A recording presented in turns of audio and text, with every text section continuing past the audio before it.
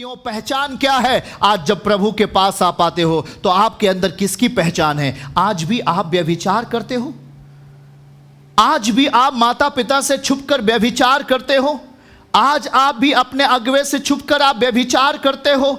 आज आप भी लड़के लड़कियां, जो जवान लड़के लड़कियां हैं, अपने माता पिता से छुप करके इस संसार की इच्छाओं में आप जीने का प्रयास करते हो? सबके लिए परमेश्वर ने आनंद दिया है, सबके टाइम आने पर वो आनंद आपके जीवन में होगा, पर आपने अपनी इच्छाओं को, अपनी लालसाओं को समय के पहले करके आप अपने जीवन का नाश का कारण तैयार करते हैं। परमेश्वर कहता है मेरी पहचान, परमेश्वर कहता है मेरी इच्छा की पहचान में तू बढ़ता जा, ताकि तू निकम्मा और निष्फल ना होने पाए।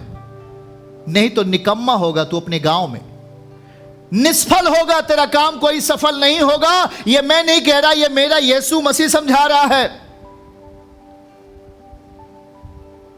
आज एक आर्मी का फौजी अगर वो अपने घर पे आकर के अपने परिवार को ही सुख देता रहे और अपना टाइम, उदाहरण के लिए अगर परमेश्वर के साथ अगर वो अपने कमांडर के साथ उसकी इच्छाओं में ना चले और आकर के अगर अपने घर पर ही वो बना रहे, तो क्या होगा? उसकी जिम्मेदारी क्या होगी? उसकी रिस्पॉन्सिबिलिटी क्या होगी? उसकी अथॉरिटी का क्या होगा? वो निष्फल होगा, वो वापस किया जाएगा, वो बेकार और निकम्मा कहा जाएगा। पर देखो उस आर्मी के जवान को, वो चुना गया इस कार्य के लिए कि वो अपने परमेश्वर, अपने कमांडर की, वो अपने देश की रक्षा करे। ईमानदारी से वो अपने परिवारों को क्या करता है? भूलता है, अपने देश को प्रेम करता है। आपके अंदर कहां गई तीव्रता? आज व्यभिचार के साथ जीने का आपका मन करता है तो आप निश्चय ही आप शैतान के साथ में हो, आप परमेश्वर की इच्छाओं में नहीं हो। यहां देखो वो निकम्मा बन रहा है। 1 के 8 पद में लिखा है, दूसरा पद 1 के 8 में, आप में कौन सी बातें वर्तमान हैं? क्या आप उपवास रख रहे हो? क्या आप वचन पढ़ रहे हो? क्या आप चर्च में बने हो? क्या आप परमेश्वर से डरते हो? क्या आप संसार की इच्छा को अपने जीवन में पूरा तो नहीं किया? संसार की मनोदशा को अपने अंदर तो नहीं लेके आया? संसार की गलत नीतियों को हाँ में हाँ तो नहीं किया? क्या आप परमेश्वर में वर्तमान हैं जैसे 20 साल पहले थे? क्या आज भी उसी तीव्रता में आप हो? कुछ लोग बोलते हो जी मेरे जमाने में मैंने बड़ा काम कर दिया, मैंने बहुत चंगाई दे दिया, पर आज क्या हो गया? आप फेल क्यों हो गए?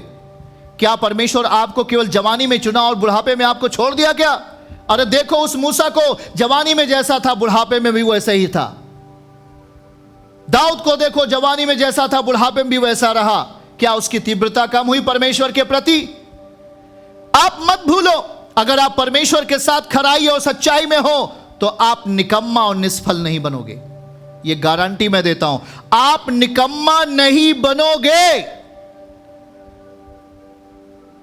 आप इस बातों को लो, यह आपको निकम्मा नहीं बनाएगा, यह आपको निष्फल नहीं करेगा, पर परमेश्वर की बातें आप में वर्तमान रहे, परमेश्वर की पहचान आप में रहे। वो फिर बर्तिमाई, अंधा बर्तिमाई नहीं कहलाया, उसकी आंखें खुल चुकी थी। वो अब यीशु के पहचान में जीने लगा। वो जैसी ही यीशु को पुकारा, परमेश्वर ने सुन लिया। और जब परमेश्वर सुनता है तो छोड़ो उस व्यभिचार के गांव को, छोड़ो उस बुरी लालसा को, छोड़ो अपने भाई को सताना, छोड़ो उस अपने भाई को बुरा बोलना। आप परमेश्वर के साथ वर्तमान में जियो। परमेश्वर आपको वर्तमान में लेके चल रहा है, और ताकि भविष्य आपका सही हो। अगर वो आपके वर्तमान में नहीं है तो आपका भविष्य भी वो नहीं है आपके साथ। अगर उसे वर्तमान में लेके चलोगे तो आपके भविष्य के साथ वो जिएगा, बोल्डनेस के साथ। एक शक्तिशाली जीवन आपको जिलाएगा परमेश्वर, पर उसे मौका दो। आपने क्या कर दिया? अपने जीवन को निकम्मा बना दिया, अपने जीवन को निष्फल बना दिया। मैं आपको एक बात कहने का प्रयास करता हूं। आप बहुत सारे लोग ये बात बोलते, ओ जी मेरे अंदर बहुत व्यभिचार के वर्ड आ रहे, मेरे अंदर व्यभिचार के शब्द आ रहे हैं, मेरे मन में व्यभिचार की चीजें आ रही हैं, तो शैतान उन्हें डिस्करेज करने का प्लान करता है। आप डिस्करेज हो नहीं, ध्यान से सुनना। आप डिस्करेज हो नहीं। आपका प्रेयर लाइफ वेरी गुड, वचन वेरी गुड, उपवास सब कुछ आप सही करते हो। आपके अंदर जो चीजें अभी आ रही हैं वो आपको उन चीजों से दूर करने के लिए आ रही हैं। समझो अगर आपके अंदर व्यभिचार की आत्मा आ रही है तो ऐसा नहीं कि खुदावन आपको छोड़ के चला गया। आपके अंदर बुरी चीजें अगर आ रही हैं मन में तो ऐसा नहीं परमेश्वर ने आपको त्याग दिया, आपको छोड़ के चला गया हो। नो, गलत चीजें आप में आएंगी आपसे फाइट करने के लिए। गलत चीजें, लड़ना किससे? अरे निकम्मा चीजें, निष्फल चीजें आपको बावला करने के लिए आएंगे कि नहीं आएंगी? फाइट कर रहा था मेरा प्रभु। यस्सु लड़ा, यूसुफ लड़ा, देखो ना। उसके जीवन में आई एक स्त्री जो उसके साथ व्यभिचार करना चाहती थी, पर वो छोड़ के भागा वहां से। ऐसा नहीं कि आपके दिमाग में पाप की चीजें आती हैं, ऐसा नहीं कि आपके मनों में बुरी लालसा आ रही है, इसका मतलब यह नहीं कि आप खत्म हो गए। ध्यान से सुनो प्रिय लोगों, पवित्र आत्मा दो जो आपको दे रहा है। आपके अंदर बुरी चीजें आती हैं, आप में बुरे सपने आ गए, आप में व्यभिचार की चीजें आ गई, इसका मतलब यह नहीं कि खुदा आपको छोड़ के चला गया। वो आपसे फाइट करने आ रही हैं, वो आपकी वर्तमान चीजों को खत्म करने आती हैं। जरा सोच लेना इस बात को। यूसुफ क्या था? वो हालेलुया, वो वर्तमान में क्या था? परमेश्वर की संगति में था, पर वो चीजें आ गई, यूसुफ के साथ आ रही थी। क्या यूसुफ को खुदा ने छोड़ दिया?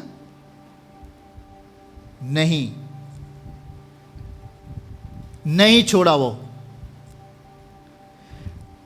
हमारे कहने का मतलब जो चीजें बुराइयां आप में आती हैं, पाप आप में जगह बनाने के लिए आएगा, पाप आपसे लड़ने के लिए आएगा, व्यभिचार आपसे लड़ने के लिए आएगा। आपकी वर्तमान परिस्थिति को जो विश्वास के द्वारा, यत्न के द्वारा आपने उसकी खुदा की पहचान में बढ़े हो, वो आपसे फाइट करने के लिए आएंगी, आपसे लड़ने के लिए आएंगी। आपके दिमाग में व्यभिचार आ सकता है, आपके मन में व्यभिचार आ सकता है, पर आप जब उस व्यभिचार को, उस पाप को अपनी पहचान बना लेते हैं, तब वो आप में खत्म होने लगता है। तब आप परमेश्वर की जगह से हटने लगते हो। लेकिन जब व्यभिचार की चीजें आएं, जब पाप की चीजें आपके अंदर आएं, तो उससे फाइट करना है। इसीलिए प्रभु ने क्या कहा? यदि तू प्रार्थना में जा तो कोठरी में जा और अपने दरवाजे बंद कर ले। तू प्रार्थना कर, लड़। हर बुरी चीजों को हम हरा सकते हैं, क्योंकि मेरा प्रभु ने हरा दिया है। शैतान बहुत परिस्थितियों को लेके आया, वो सामने थी, पर ध्यान से सुनो। अगर कोई भी चीजें आपके मन में आती हैं, व्यभिचार आ गया, लुच्चपन आ गया, कोई भी गंदी से गंदी चीजें आपके मन में आ गई, यदि आपने उसे अपनी इच्छा बना लिया, यदि आपने उसके साथ हां में हां कर लिया, मैं आपको बता रहा था एक बार कि वो चीजें तुरंत आपके मन में आएंगी और मन से शरीर में भेजेंगी। पर यदि आपका मन पहले से ही अलर्ट है, तो वो चीजें जैसी आएंगी वो फाइट करेगा और उसे बाहर खत्म कर देगा। यीशु के पास अंधा आता है, अंधा है, परिस्थितियां कंगाली में हैं, पर जैसी वो यीशु के पास आ रहा है, उसकी परिस्थितियां बदल रही हैं। वो प्रभु की पहचान में जा रहा है, वो परमेश्वर की पहचान में ऊंचा उठना शुरू हो गया। पर आप इस बात को ख्याल करना, बहुत सारे भाई बहन लोग सोचो जी मेरे जीवन में आज व्यभिचार आ गया, तमाम ये चीजें आ गया। ये चीजें आ गया तो क्या हुआ? क्या उसे आपने अपने जीवन का हिस्सा बना लिया क्या? सवाल, क्या आपने उसे अपने जीवन का हिस्सा बना लिया क्या?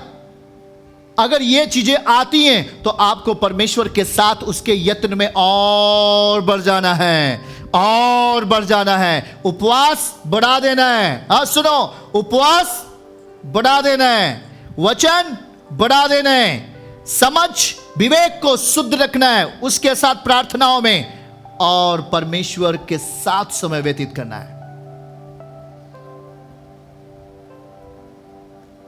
परमेश्वर के साथ रहना वर्तमान है, पर शैतान की इच्छाओं पे चलना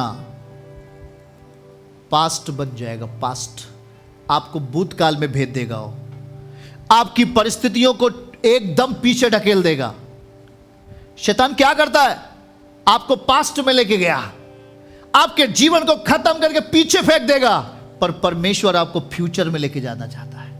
आपको वर्तमान में अगर उसके साथ रहोगे तो आप फ्यूचर में एक अच्छे जीवन को देखने वाले हो। कहां गया ये निकम्मा और निष्फल? आपके जीवन में निकम्मापन कहां से आ गया? आप में निष्फल चीजें कहां से आ गई? आप बाइबल पढ़ते थे 1 घंटे 2 घंटे 4 घंटे, अब कहां गया वो चीजें? ऐसा नहीं है कि आप सारा दिन ही बाइबल पढ़ें, ऐसा नहीं है कि आप सारा दिन ही प्रार्थना करें। सुनते जाओ, ऐसा नहीं है कि आप सारा दिन खुदा के साथ आप बैठे रहो। ये आपकी बुलाहट शायद ना हो, ये एक लीडर की बुलाहट है। पर आप परमेश्वर के साथ 1 घंटे 1.5 घंटे 2 घंटे 2.5 घंटे 3 घंटे, दिन भर में 24 घंटे में कम से कम तो 2.5 घंटे 3 घंटे आपको समय व्यतीत ही करना है। हर एक नॉर्मली विश्वासी को परमेश्वर के साथ 2 घंटे 3 घंटे आपको समय व्यतीत करना है प्रार्थनाओं में। अभी आधा घंटा वही किया, 1 घंटे अभी किया, 1 घंटे दोपहर में किया, 1 घंटे शाम को कर लिया, वैसे भी आपका जीवन में सही रहेगा। पर जो आपका अगुवा होता है वो तो सारा दिन बैठता है, वो तो आपसे कुछ ही मिनट कुछ ही समय में मिल पाता है, पर वो आपके लिए दुआ करता रहता है ताकि आपको बल मिले। आमीन। आपको यह सिखा रहा है वो, आप निकम्मे नहीं बने, आप निष्फल नहीं बने। इसके लिए आपको उन चीजों से फाइट करना पड़ेगा। मैं ये बोलता हूं ना कि आपको ऐसा नहीं कि आप सारा दिन दुआ करें, आप अपने कामों को करें, आप अपना घर का काम करें, आप अपना खेती का काम करें, आप अपना कुछ भी काम करें, पर अंदर मसीह चलना चाहिए। अंदर अगर बुरी चीजें आती हैं तो आपको परमेश्वर के साथ उसके वचन को बोलना है, उसके वचन को अपने अंदर मनन करना है, उसे डांटना है, उसे डांटना है, उसे डांटना है। तब ये होगा आपका यत्न। और जब आप यत्न में बढ़ोगे तो आपका विवेक कभी भी गंदा नहीं हो सकता।